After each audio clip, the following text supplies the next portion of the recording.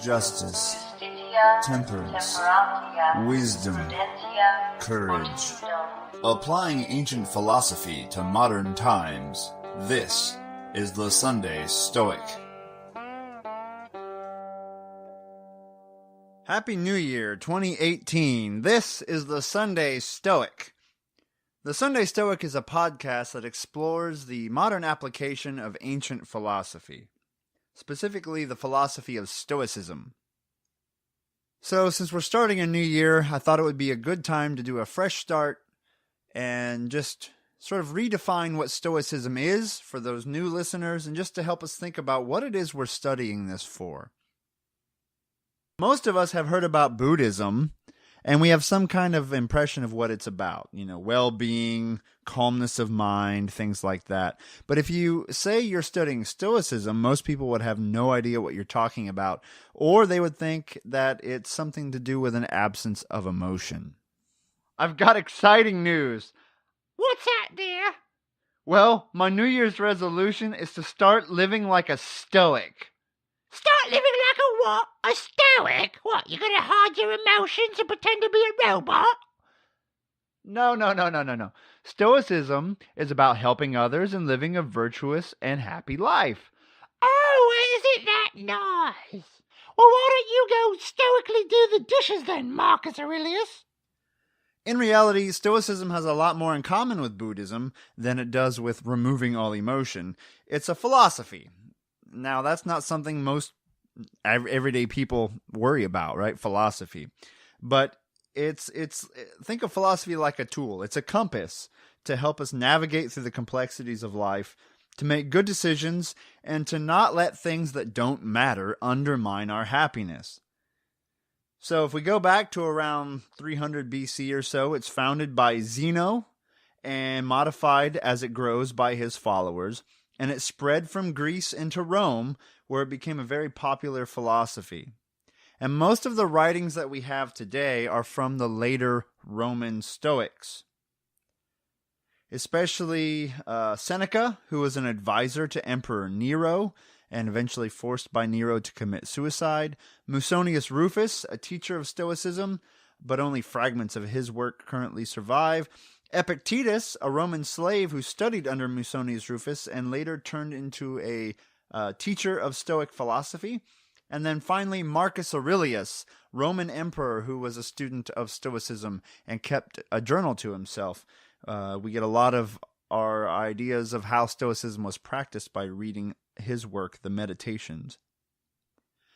But we have to be skeptical as we're being Stoic. Just because something is ancient does not mean it's true or good, so why bother looking into a weird philosophy from ancient Rome? Well, it seems to work for a lot of people is one reason. The troubles the Romans faced really aren't that different from the stuff we face today. It's worth looking into what deep thinkers from different eras thought about living well, because happiness in 2018 is pretty much the same as happiness in the year 2, right? It's the same thing. What did people think you needed to be happy back in the day? What does modern science say we need to be happy? The Stoics resonate really well with a lot of modern readers, including yours truly, and it's having a bit of a comeback in the last several years. So I thought I would just sort of summarize what Stoicism is. Once again, an episode for those who may not know much about the philosophy and are thinking about looking into it or just curious, and kind of a refresher for those of us who have been studying it for a while. Now, this is not an official, completely well thought out list, but this is my own, off the top of my head, basically, list of how I would summarize Stoicism. But you can check out works by more prolific thinkers than myself, such as Donald Robertson, Massimo Pigliucci, and others. So a little bit of a summary here. First of all, Stoicism says that being a good person is sufficient to living a good life. Basically, as the Stoics would say, virtue is the supreme good. The way I would say it, being a good person is sufficient to live a good life. So you don't need wealth, fame, fortune, or anything else. You can live your whole life working in a salt mine, never crawling out to see the light of day, and technically live a good life. That doesn't mean you wouldn't prefer to have more to life than that, but the core you lived a good life. You were nice to others. You didn't fly off the handle in anger, so you had good control over yourself. Learned all you could with what you had available to you. So you lived a decent and good and meaningful life in whatever circumstances you found yourself in. So you can do that in any circumstance, whether you be rich or poor. That doesn't mean you have to settle for everything that's around you. You can continue to grow and improve your life, but you can live a good life simply by being a good person. So once again, you doesn't mean you can't enjoy what life has to offer. It's not that you only practice virtue and you never think of anything else. Like if you have a nice car or you have a bottle of fine wine given to you, you can enjoy that. But those things are not necessary for living what we would call a good life or a meaningful life. If we work on ourselves and try each day to be a better person, we will likely be a happier person. So our first goal is virtue, to be better. And the side effect of that may well be that we are happier at the same time. And, personally, I would rather be a good person than a happy person. I'd like to be a happy person, though. But that's okay in Stoicism. Happiness is something that we cultivate.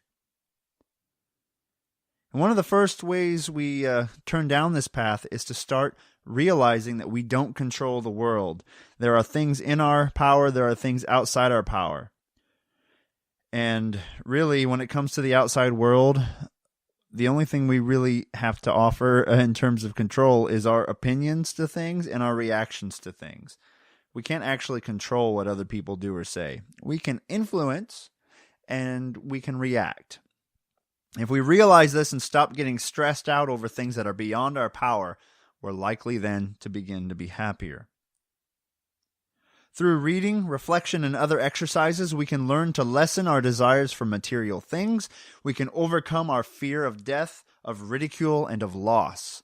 So we can remove those negative emotions from our life while highlighting the positives that come from loving each moment, from being mindful of those around you and caring and just to those that we encounter each day, and by starting to worry less about things that ultimately do not matter. So at the same time that we are improving ourselves, we want to make sure it's easy to just think about yourself. Oh, I'm going to study this. I'm going to hide off in my room and read these books on Stoicism and forget to help out around the house or whatever. Remember, Stoicism is a philosophy not just of thinking, but of action. And so while we are improving ourselves, we are called to help others.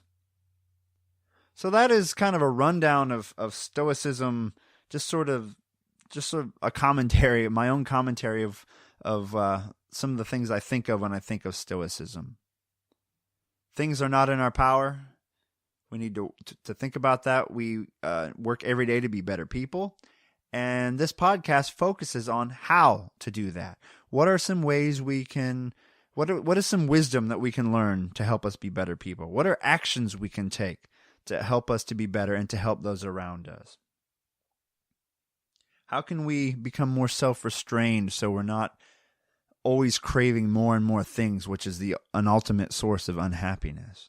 How can we be happy with where we are and what we have, while at the same time improving the world around us? So I hope you'll join us this year, 2018, for the next episode of the Sunday Stoic. Have a great week. I'll see you next week. We'll be talking about some of the Stoic spiritual practices next week, things we can do to improve our compassion for those around us, for improving our own mindfulness as well.